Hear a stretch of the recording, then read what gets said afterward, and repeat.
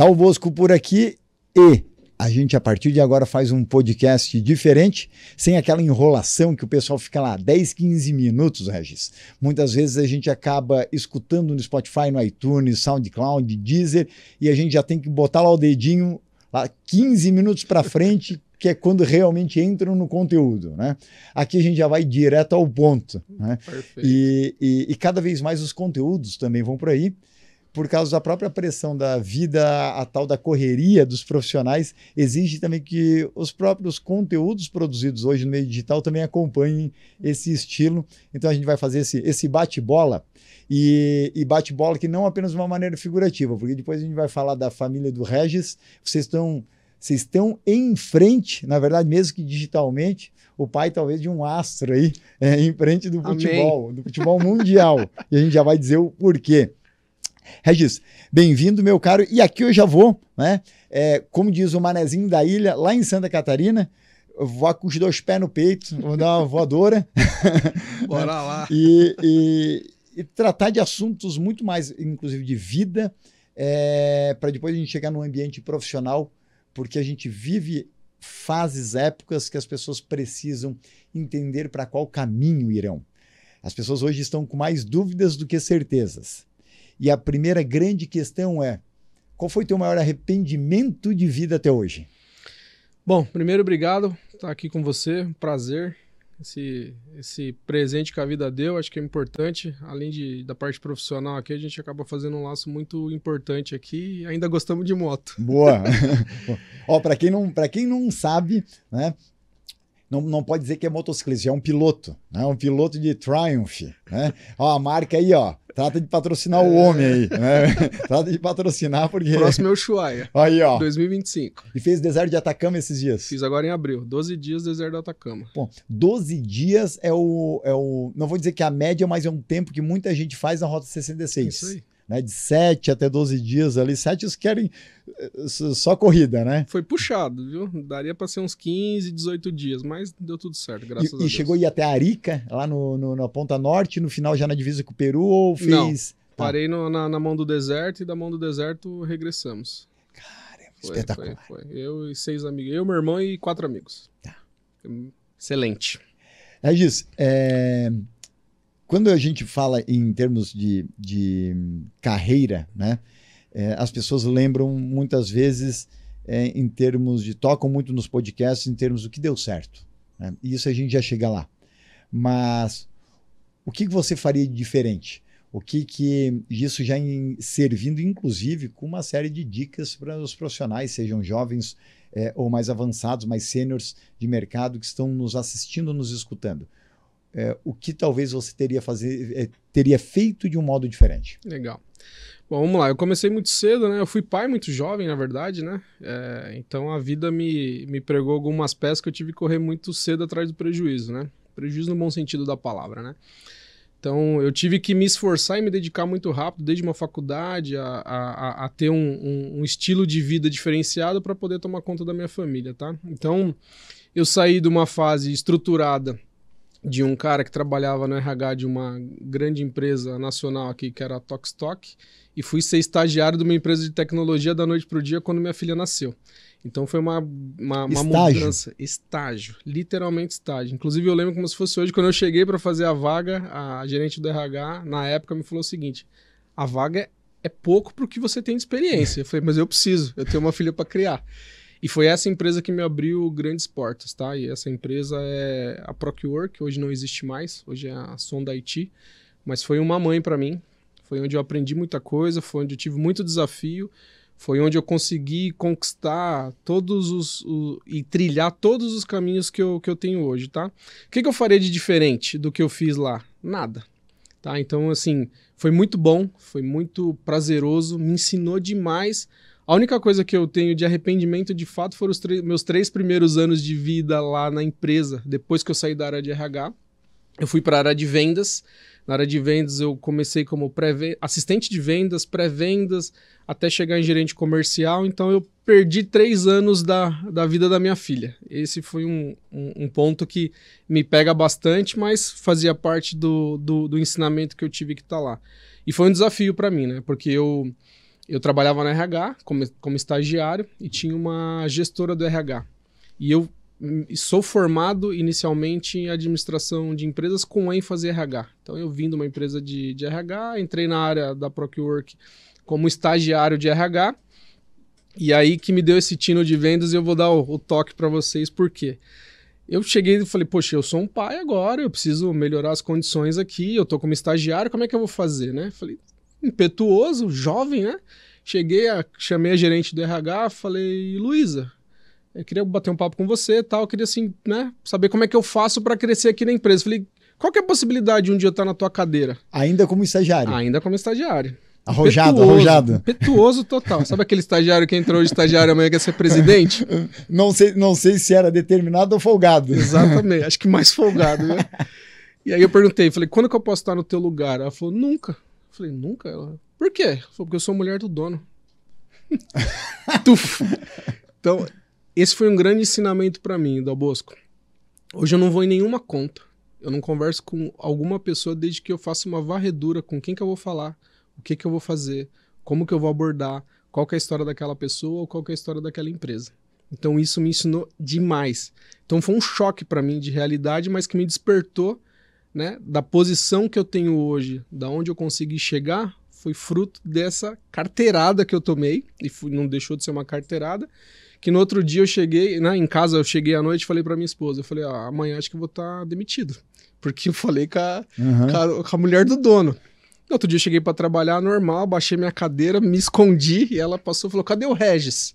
Eu falei, agora já vou tomar, vou embora para casa.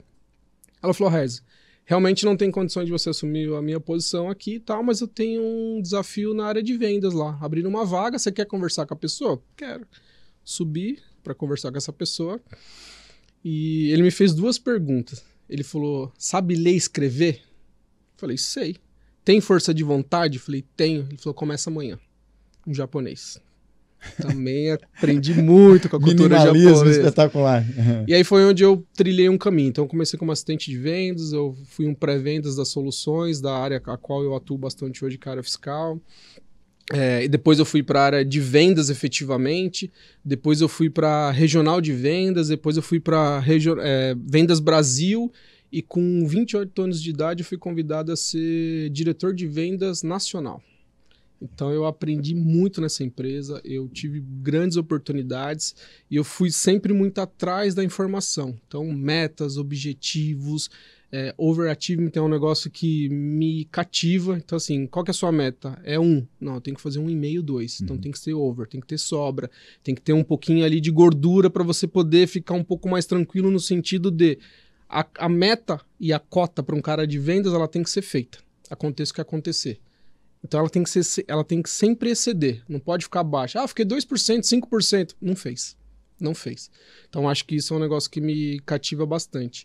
Então, como aprendizado, como vida, eu aprendi muito nessa empresa. Eu fui muito atrás da informação. Eu tive pessoas que passaram pela minha vida que foram pessoas fantásticas, que me ajudaram em todos os sentidos, no sentido financeiro, no sentido profissional, no sentido de ensinamento, no sentido de ser amigo. Então eu tive bons amigos, isso é um negócio que eu tenho até hoje. Então essa empresa me trouxe bons amigos. Mas você foi construindo isso também. Exatamente. Isso é importante. As pessoas esperam de mãos beijadas, vamos dizer assim, em termos de...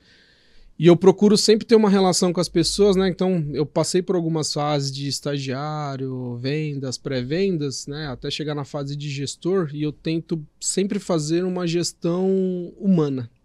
Sempre uma gestão lado a lado, sempre uma gestão de dar voz, sempre uma gestão de estar junto, né? Então eu não sou aquele soldado, aquele comandante de trincheira que fala pro soldado, vai lá. Não, vamos lá. Regis, e aí eu faço até um link, né? Porque você vem de uma geração, você é geração X, vamos dizer assim, né? E que a gente tinha um estilo ali em termos de, não é nem de liderar, que essa palavra mal era falada na época, né? A gente tinha muito o termo, a gente estudava para ser chefe. Exato. Depois, há uns 15, 20 anos, a moda virou ser gestor, né? A palavra que é capa de revista. Exato. Era gestão. E depois, hoje em dia, a moda é você falar que é líder. E dentro dessa transição, a gente tem gerações que vieram lá de Baby Boomers, X, Y, Z e agora Alpha entrando no mercado de trabalho. Né? Porque começam a fazer 14 anos, então já começam a poder assumir como o menor aprendiz dentro das companhias. Perfeito. E algo que nunca aconteceu foi a chance de um gestor ou um líder gerenciar 5 gerações ao mesmo tempo dentro de um CNPJ. Então, porque Baby Boomers ainda muitos estão trabalhando, a expectativa de vida também aumentou, Alpha entrando no mercado, então agora exige-se de um comandante de uma área pelo menos uma interação com 5 gerações. Quando estávamos na nossa adolescência para a fase adulta, assumindo os primeiros estágios, os primeiros desafios profissionais, existia uma sensação do que seria a nossa carreira. E aquele modelo típico de plano de carreira. Você ficará 30, 40 anos aqui e depois ou morre, já de imediato, ou se aposenta, ou abre a sua consultoria e alguns viram conselheiros. Era esse quarteto que tinha de expectativa. Bom, hoje tem uma pegada um tanto diferente. E você tem jovens hoje dentro da companhia. Como é que você tem percebido essa mudança de expectativas, já que muitos hoje têm aquela vontade de ver a empresa, né, principalmente geração Z veio com muito essa característica, ver a empresa não como o final da vida, mas sim como um intercâmbio de experiências. E como conciliar esses interesses distintos hoje dentro do mesmo negócio? Complicado, é bem complicado, sendo honesto. Assim, a geração que a gente tem lidado hoje é uma geração muito ávida por conhecimento e resultado muito rápido. Então, assim, o trabalho de construção que a gente está acostumado e que os nossos pais, os nossos avós haviam feito ao longo dos anos é muito diferente hoje, né? Então, a informação ela está muito na mão, a pessoa quer se profissionalizar muito rápido e as coisas caminham muito rápido. Então, o que a gente tenta fazer? A gente trabalha muito num plano de carreira estruturado, a gente trabalha muito numa visão muito lado a lado. Então, o que eu quero dizer lado a lado? Então, a gente se aproxima muito dos colaboradores, a gente está muito perto daquilo que ele está fazendo. O mercado o qual a gente atua, que é o mercado de tecnologia, é um mercado frenético, é um mercado muito impossível em alguns momentos, de muitas trocas e muitas possibilidades, mas a gente trabalha muito forte nesse aspecto também na empresa para trabalhar essa longevidade, né? Então hoje, para você ter uma ideia, eu tenho colaboradores lá com 14, 15, 16 anos de empresa.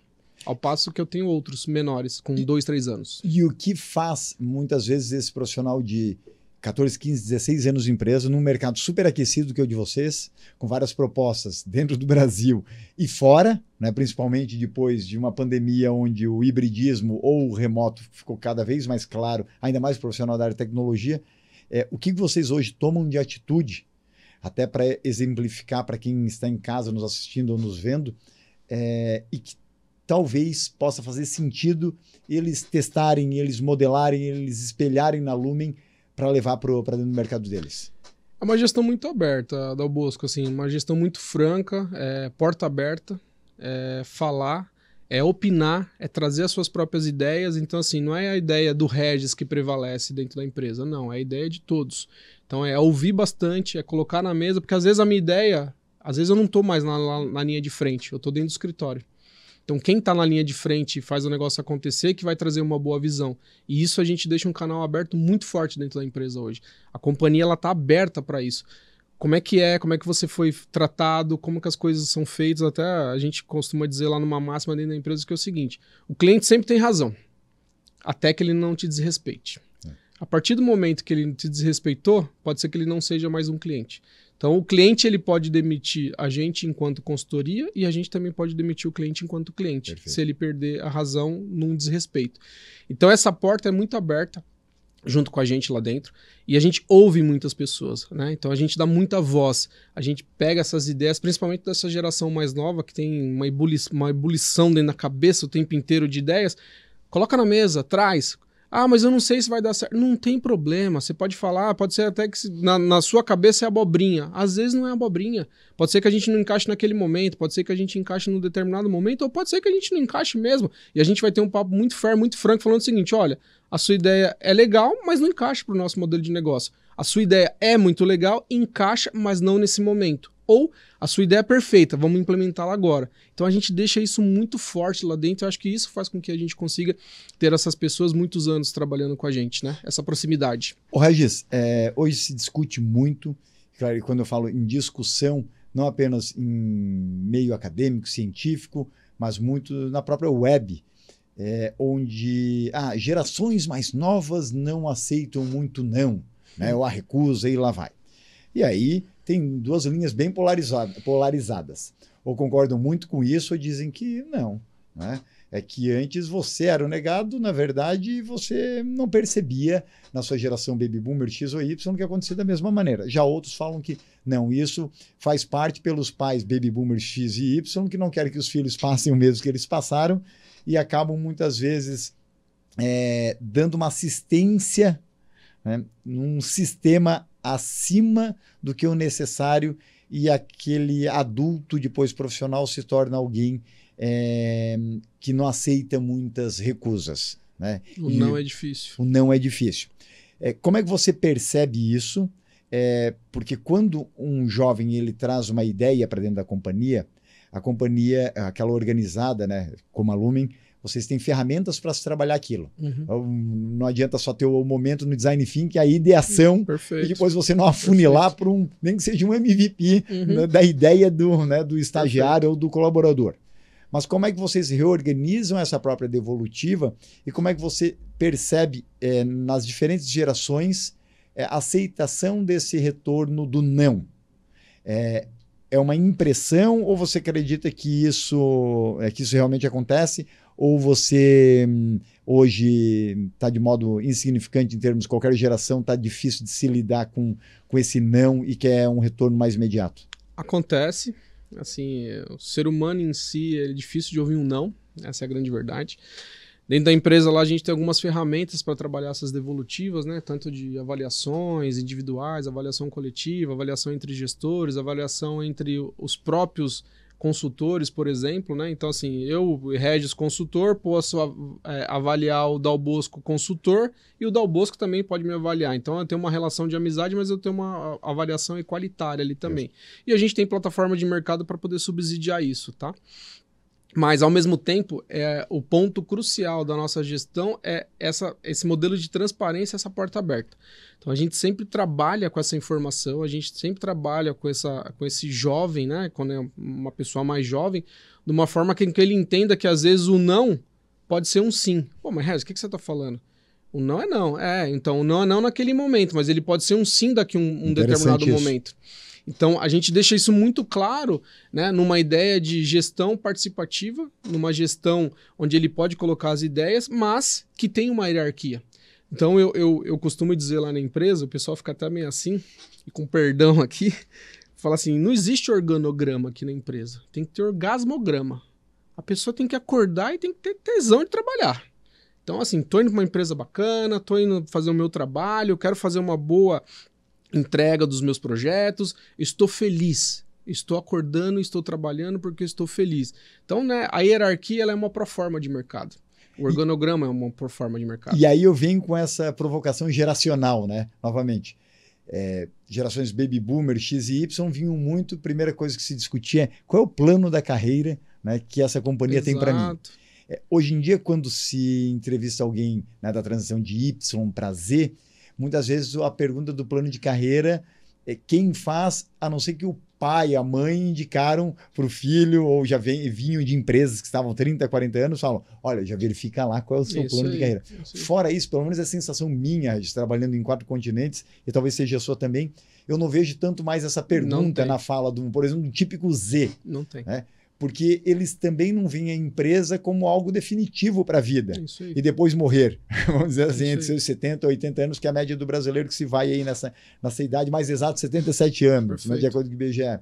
Mas eu vejo muito mais eles tentando ver aquele CNPJ, ok, como um meio de subsistência, porque grande parte não veio de família que lhe deu berço de ouro, mas querendo conciliar essa subsistência, esse começo de uma vida profissional, com uma experiência de vida, um intercâmbio profissional. Sim. Como é que você tem percebido realmente essa virada de chave e como é que você acha que as companhias vão lidar daqui para frente? Essa virada de chave está muito associada com a opinião do próprio colaborador, como a gente acabou de falar, e assim, nem todo mundo tem mais esse pensamento passado que eu quero plano de carreira, eu quero ser gerente, eu quero ser diretor, eu quero ser presidente.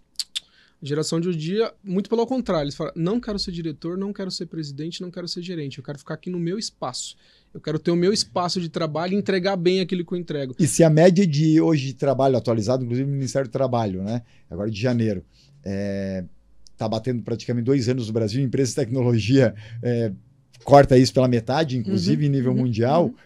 Já vi muita gente, inclusive, falando assim, não me adianta nem me apresentar plano de carreira. A gente tem pessoas que falam o seguinte, acho que você tem uma visão boa de projeto, acho que você vai ser um bom gestor. Não quero. E sabe o que eu percebo, Regis? Olha que interessante. A gente vem de gerações onde na entrevista a gente ia tremendo, com aquela pauta pronta, e esperando a pergunta típica do RH, onde você quer estar daqui 5 anos?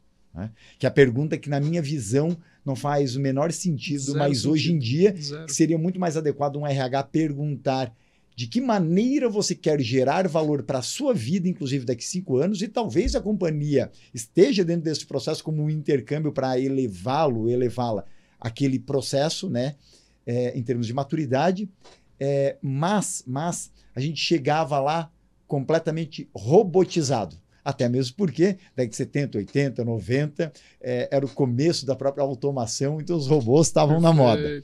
Quando a gente vem para um processo hoje em dia de entrevistas, o colaborador entrevista muito mais o RH do que o RH entrevista o colaborador. Olha só que espetacular. É impressionante. E quem não percebeu isso como gestor, agora com um passo à frente, como líder, está completamente desatualizado. Isso aí. Porque às vezes o cara vem fazer uma entrevista, né? E eu costumo falar isso bastante quando eu vou fazer entrevista. Falar, primeiro que não é uma entrevista, é um bate-papo. Né? O máximo que vai acontecer aqui, se a gente não conseguir ter uma relação profissional, a gente abrir um canal pessoal. Então, acho que isso é o lance mais importante, que eu prezo muito por isso. Então, quando o cara vem com aquela atenção, tá falando, senta aí, isso aqui é um bate-papo, vamos conversar. E, assim, essas perguntas clichês que você acabou de dizer, que eu acho que para mim é um absurdo. Falar, o que você quer ser daqui a 5, 10 anos? Eu não sei se eu vou estar vivo amanhã. Então, assim, o que você gostaria de fazer? Por que você acha que nessa vaga você vai se sair bem? Então são perguntas para fazer com que o cara se enxergue dentro daquela oportunidade e já chegue numa atmosfera diferente no trabalho. Regis, e o que mais geração Z, quando passa por sua entrevista ou da sua equipe e querendo ou não, você depois acaba convivendo, mesmo que não é algum cargo que responda imediatamente para você, você como um diretor acaba tendo controle em termos da própria cultura corporativa que se forma dentro daquele ambiente. Qual é o maior objetivo da geração mais nova hoje que você presencia eles vendo como o CNPJ pode proporcionar a vida deles? Z Alpha e Baby Boomer tinham um objetivo muito claro, o que a empresa era para a vida deles, né? Inclusive a empresa ditava o estilo de vida que eles iam seguir para o resto da jornada. Quando a gente vem uma transição de ruptura, né, a geração da ruptura, que é a Y, vindo para Z, a gente vê uma mudança significativa aqui. Tremenda. Vamos pegar Y para Z. Qual é o maior anseio, a maior vontade, o maior tipo assim, caramba, Regis, eu quero isso e vou atrás. Se a empresa não me fornecer, eu tô fora. Hoje eu digo para você, sem medo de errar, e não é clichê também de novo, tá? Hoje o cara pensa muito na qualidade de vida dele. Vou trabalhar em casa? Posso trabalhar da praia? Posso trabalhar de outro país, de outro estado? 2 horas de metrô, mais isso, mais aquilo. Então, assim, a gente já tem N situações lá, pandemia, pós-pandemia, que é o seguinte, é para trabalhar todo dia presencial? Não quero. É para trabalhar híbrido? Quantas vezes o híbrido? 2, 3 vezes. 2, 3 vezes eu não posso. Olha só que interessante, Regis. hoje nessa vida é um pouco mais nome digital e muito fora do país produzindo conteúdos para marcas e lá vai, um dos ambientes que a gente frequenta muito é Manhattan, Nova York. E tem empresas que montaram sua sede lá e com vários andares e várias atrações para fazer com que o colaborador realmente fosse, né, para o presencial. Tivesse vontade para aquele ambiente instagramável, aquele ambiente, inclusive, com muitas das empresas com comidas, entre várias comodidades, para ele ter como experiência indo trabalhar em Manhattan e ainda tendo várias condições que diminuíssem, inclusive, o custo dele. Né? Quando a gente olha muitas dessas empresas que a gente visita, completamente vazias, mesmo com vários desses atrativos. E aí muitas vezes erram, porque querem botar num polo turístico, mas esquece que o colaborador não mora naquele polo turístico. Exatamente. E é momentâneo, né? Exatamente. Quando pensa um apartamento hoje em Manhattan de 30, 40 metros quadrados, você vai pagar no mínimo 3.500 a $4.000 mês. Então a gente está falando aí entre 20 a 30 mil reais fácil só de moradia, né? Só de moradia. Fora a bagunça que o brasileiro pode tomar de multa, né? Às vezes ligar um som alto e lá vai brasileiro, no seu prédio, né? Só que esquece que o cara está morando no Queens, no Brooklyn, né? E do outro lado em Hoboken e mais longe em New Jersey, e lá vai pedrada para frente. E esse eixo de comodidade e caramba, eu vou ter que pegar o metrô e depois de janeiro a março é um frio do caramba e a neve. Há 20 anos funcionava. Mas hoje em cada esquina ele tem uma cafeteria, um coworking que ele pode, se ele não tiver nem condições em casa para trabalhar, ele corre para um ambiente daquele e às vezes até sem pagar ele está ali no qualquer Starbucks, né, que se bater o carro hoje na esquina nos Estados Unidos, cai 15 no capô, né, no capô. Essa mudança alinha muito o que você falou. Exato. A Lumen, até antes da pandemia, a gente tinha um escritório muito grande. Muito grande. E eu não vou mentir para você, eu era um cara cético com relação a trabalho remoto. Né? Eu vim de uma escola onde o meu chefe falava o seguinte: você tem que estar aqui todos os dias no escritório. O olho do dono é o que engorda a boiada. A famosa frase. Então eu era um cara que durante 6 anos da minha vida eu trabalhava de gravata de segunda a sexta-feira e tinha que chegar cedo porque era uma exigência que era feita pelo meu chefe. Ao estilo Londres. E eu vim dessa cultura. E aí, às vezes, o pessoal fala assim: Rez, vou trabalhar de casa. Não, você tem que vir pra cá. Rez, tô indo fazer uma visita no cliente, depois eu vou pra casa. Não, volta pro escritório, você tem lugar aqui, o espaço tá aqui, tal. Perdi tempo e fiz com que as pessoas perdessem tempo também.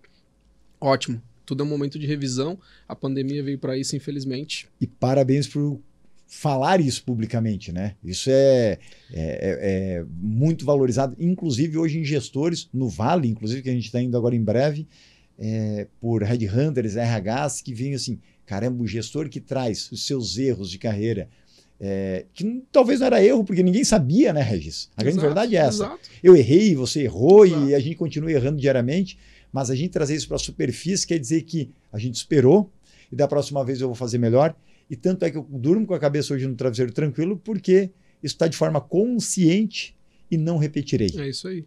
Eu costumo dizer, né, que é o seguinte: falo isso em casa com os meus filhos, falo isso na empresa também, né? O capitão, ele tem que estar com o timão na mão, até para poder direcionar. Mas só o capitão com o timão na mão, ele não faz nada. Se a tripulação não estiver junto com ele, não adianta.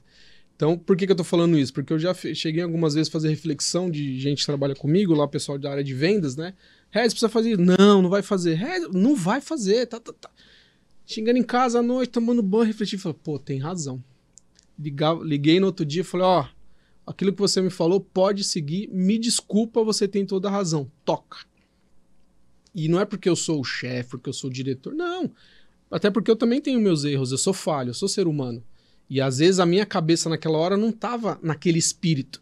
E aí eu usei da minha caneta para dizer o seguinte: não vai fazer. E às vezes não é isso, né? Às vezes a pessoa tem uma ideia muito melhor e brilhante que eu não tive naquele momento. E eu reconheço. Então, o desculpa, o muito obrigado e o por favor é um tripé que eu trabalho bastante forte dentro da empresa. Né? Então não é porque o Rez, não é porque o Rez é o diretor, não é porque o Rez é o só, não é porque o Rez é o dono. Até porque, de novo, o Regis sozinho é só o Regis. O Regis com a equipe, com as pessoas que trabalham com ele, é a empresa. E a empresa, ela vai muito nesse espírito, ela vai muito nesse trabalho consultivo, né? Então eu costumo dizer para todo mundo lá, desde os consultores ao back-office, o pessoal de vendas, é o seguinte, o nosso trabalho é um trabalho consultivo.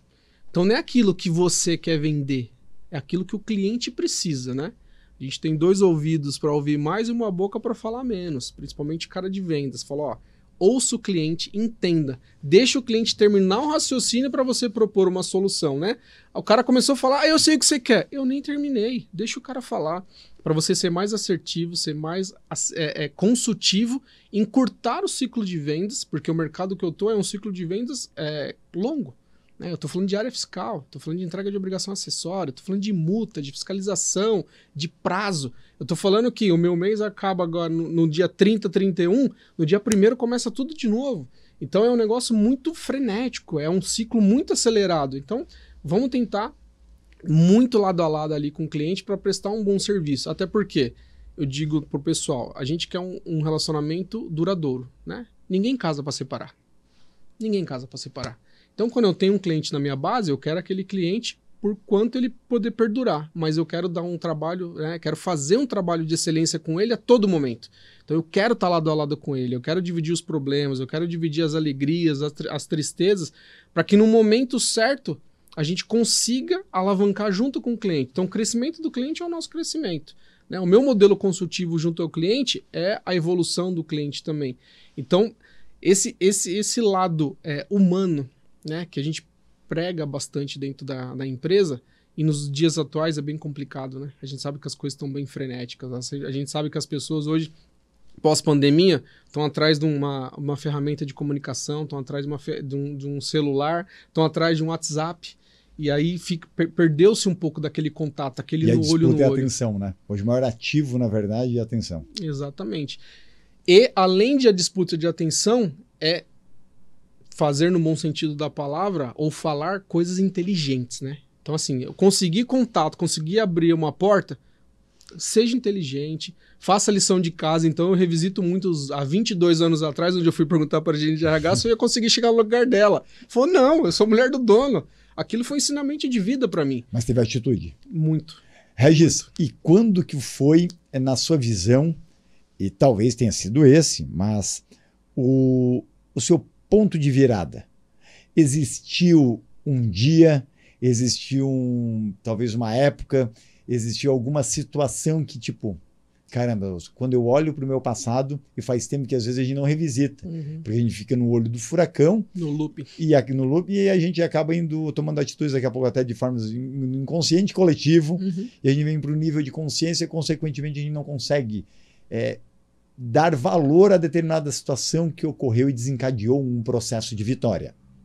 Existiu um dia na sua vida quando você recebeu um corte, ou quando você recebeu uma elevação, algo que realmente, ou quando um nascimento, às vezes até de um filho, mas que foi a virada de chave, tipo assim, caramba, daqui para frente vai ter que ser diferente. Tive 2 grandes momentos na minha vida da Bosco, assim. O primeiro grande momento foi aquela coisa ávida por chegar numa posição diferente no mercado de trabalho. Por que eu digo isso? Eu nasci numa periferia. Então, eu nasci num lugar onde nunca me faltou comida, graças ao bom Deus e graças ao meu pai, que infelizmente não está mais com a gente. Nasceu onde, Regis? Eu nasci em São Paulo, na Moca, mas morei numa cidade chamada Carapicuíba, que é uma periferia, né, onde eu morava especificamente. E então, assim... A Moca, na época que a cada esquina tinham 3 mercearias É isso aí. Então, o que eu pensei?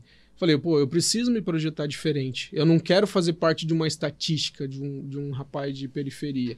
Eu não quero me nivelar por baixo. E quando eu digo me nivelar por baixo é o seguinte, eu tô contente onde eu nasci e vou continuar aqui. Porque onde eu olho, o limite é esse. Não, eu queria transcender o limite. Não quer dizer que aquilo é um desprezo, né? Nenhum. Mas no sentido de, nenhum. Opa, esse estágio, né, eu não quero ficar.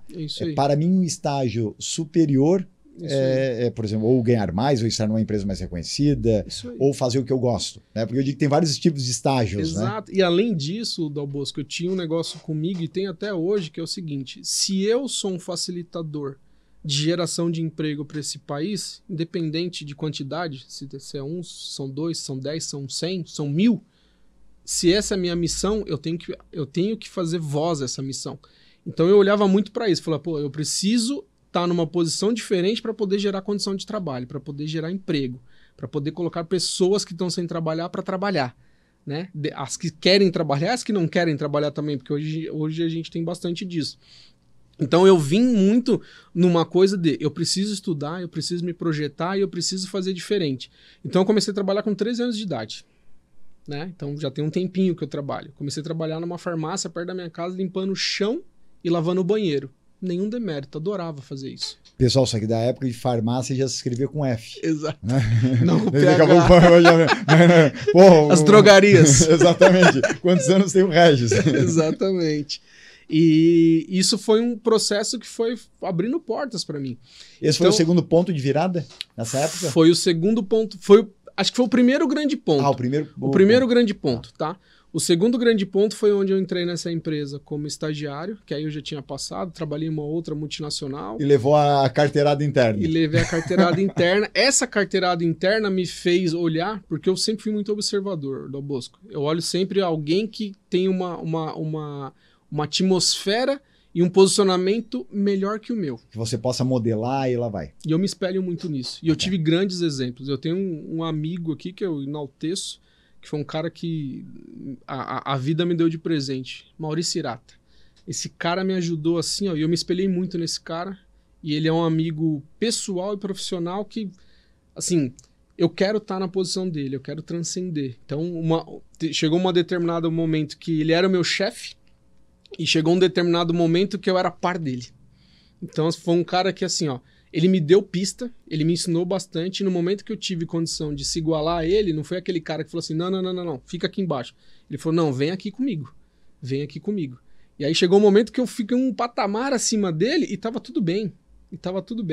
Então, isso eu fui galgando ao longo do tempo, nessas viradas, e principalmente na virada quando eu tive uma oportunidade, aos 28 anos, de ser um diretor de vendas a nível nacional. Então, eu olhei para aquilo e falei o seguinte, opa, eu tô tendo uma grande mudança na minha vida. 28 anos de idade, diretor de vendas, 2 filhos, casado, com uma baita responsabilidade e almejando mais. Mas já com uma cabeça do seguinte, eu quero ter também o meu negócio, eu quero fazer o meu estilo de gestão, eu quero dar oportunidades, eu quero gerar empregos, eu quero estar lado a lado com as pessoas que estão comigo, né? Eu quero criar condições de trabalho diferenciada, eu quero posicionar a empresa naquilo que eu consigo posicionar de forma consultiva. Então, do meu estilo de vida inicial, eu já projetando o meu futuro, e aos 28 anos de idade ser um diretor de vendas, eu tive, assim, o tempo foi curto, mas sempre estudando, sempre me dedicando, sempre querendo abrir portas, sempre buscando ser o mais honesto possível nas relações pessoais, nas relações profissionais e nas aberturas de portas com o cliente, porque eu costumo dizer dentro da empresa da Lumen lá, que só tem 2 respostas que a gente pode dar para cliente, é sim ou não. Talvez e quem sabe não existe. Se eu tenho é sim, se eu não tenho é não. Ah, mas talvez, quem sabe, não existe. É sim ou não. Principalmente na indústria de software, na indústria de tecnologia, o talvez, aquele vendedor ele desencadeia uma derrota, uma série de problemas dentro da empresa gigantesco. Isso aí. Porque às vezes ele move 1000 pessoas, pode ser no sentido literal até figurativo, mas que por vezes, grande parte das vezes vai gerar em nada aquilo, cria uma tensão, cria expectativa e mais uma vez rema e dá em nada. Isso aí. Eu diria para você o seguinte, que pro meu jeito de vida, da onde eu vim, da onde eu nasci, até onde eu tô, assim, eu sou um privilegiado, tá? Eu acho que eu sou um instrumento abrindo oportunidades para jovens e às vezes até não jovens. Eu tenho pessoas com muito mais idade que eu na minha equipe. Eu tenho um cara de 60, 56 anos na minha equipe. Eu sou um cara de 42 anos de idade. Então, assim, eu vejo muito que eu sou um agente, que eu sou um facilitador, que eu empreendo. Eu não tenho medo de empreender. Inclusive, eu acabei de abrir um outro novo negócio, recente agora, de comida. Tem 2 semanas que está aberto. eu com a minha esposa. Então, assim, eu tenho um negócio de tecnologia, eu faço conselhos pontuais em algumas empresas que eu gosto de trabalhar e abrir um negócio de comida, completamente disruptivo. Que tipo de comida? Já aproveita Donuts, aqui, ó. Donuts. Aí, ó. Donuts. Agora falou comigo. Vem do Donuts. Eu que venho do estilo norte-americano. É um negócio diferente, é uma franquia, mas eu achei que num estudo de viabilidade que é um bom negócio, fiz um estudo de posicionamento, de marca, de presença, onde eu abri essa franquia, mas no intuito de diversificar o negócio. Peraí, o telefone tá tocando. O Homer tá falando que vai aparecer lá para comer um donutzinho. Por favor, venha. Então é um negócio diferente, onde, inclusive, nesse negócio, que é uma outra característica de profissional, completamente diferente do que eu atuo aqui em tecnologia, né? Onde eu deixei muito claro para as pessoas o seguinte, né? Pegando a minha máxima lá, gente, vocês vão ter que acordar de manhã e vão ter que ter prazer de estar vindo trabalhar aqui. Esse é o primeiro de tudo. Segundo, atender o cliente sempre com satisfação. Terceiro, vocês precisam comer tudo que tem aqui, porque vocês precisam saber, vocês precisam falar o que é. Até porque quando um cliente chegar e perguntar o que é, harmoniza com o que? Vocês vão falar o que é isso, né? Como se fosse um vinho, né? Vou comer uma carne com que vinho? É a venda consultiva, né? Sempre. Mesmo que seja um dano. Sempre. E eu falo isso muito assim, ó. Então não é chegar o cara e falar assim, o que você acha? Você fala, não sei. Não, eu gosto desse, gosto daquele. Esse é aquilo. Então precisa estar muito, muito firme nesse propósito, né? Então eu falei para eles o seguinte, aqui a gente não vende donuts. Aqui a gente vende experiência. O cara chegar, sentar, ser bem atendido, começo, meio e fim, esse é o principal objetivo. Mesmo porque a pessoa geralmente não vai ficar 2 horas almoçando um donut ali, né? Então, se aquilo não for visto hoje, que é a própria lógica das cafeterias, né? Eu sou um cara que adoro café. Isso aí. Que vive em cafeterias, né? Um mês e meio atrás estava palestrando no Japão, e aí tinha dia que eu frequentava 7 cafeterias diferentes no dia, né? Dava mentoria, sabe, seguindo em frente e tal, online, né? Comunicando com o Brasil, eu produzia conteúdos, mas estava lá nos meus ambientes. E por que eu adoro tanto cafeteria? Como eu sempre fui alguém muito atento à experiência de cliente, em cada local que estava, ficava avaliando, né? Desde ambiente instagramável, tipos de atendimento, oferta, né? Praça. Então a gente verificava todos os condicionantes, porque depois a gente consegue trazer isso para o nosso mercado e aplicar. E essa visão de ver a empresa como experiência, seu próprio negócio agora na área da alimentação como experiência, isso eu acredito que fez parte, inclusive, do podcast que a gente está fazendo agora. Sem dúvida. Tá? Ou seja, levar uma experiência diferente em termos de conteúdo para quem está nos assistindo ou nos vendo. Regis, a gente vai ter que fazer uma parte 2, sem dúvida, tá? Porque tem muito conteúdo, inclusive de mercado, que eu quero falar com você. Vamos. E que quem acompanha o Dal Boscocast não pode ficar fora do que a gente vai trazer, principalmente de mercado da área de tecnologia. Você que está querendo se inserir ou já está no mercado nacional ou internacional, esse cara que vai dar algumas dicas se você quer abocanhar alguns cargos diretivos e você depois talvez não está entendendo o porquê não está conseguindo chegar lá. Mas antes da gente acabar, a última questão agora dessa nossa parte 1, vamos dizer assim. A gente teve fazendo, vamos dizer assim, o back-end até agora. Agora depois a gente vai para o front-end, né? Na analogia à indústria tecnológica. Mas o que você menos admira, o que você menos gosta, o que você mais reprova em uma outra pessoa. E, consequentemente, a gente traz aquela máxima, né? Pessoas são hoje contratadas por hard skills, muitas são demitidas depois por soft skills. Mas o que você não admite em termos de valor humano quando chega em ambiente profissional que trabalha com você?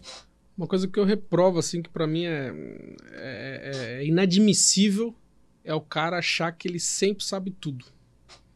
Então eu digo isso bastante lá para minha equipe, uso muito isso na minha família, na minha casa, até tenho uma máxima com os meus filhos que é o seguinte, reclamou do professor, foi mal na prova, não, você não foi mal na prova, se você não questionou, você tinha condição, e não esqueça, a caneta está na mão dele, então comente, converse.